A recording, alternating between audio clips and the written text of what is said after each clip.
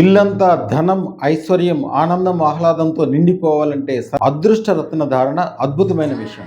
దానితో పాటుగా కింది మంత్రము అలాగే మొక్కుకోవాలి. ఏంటంటే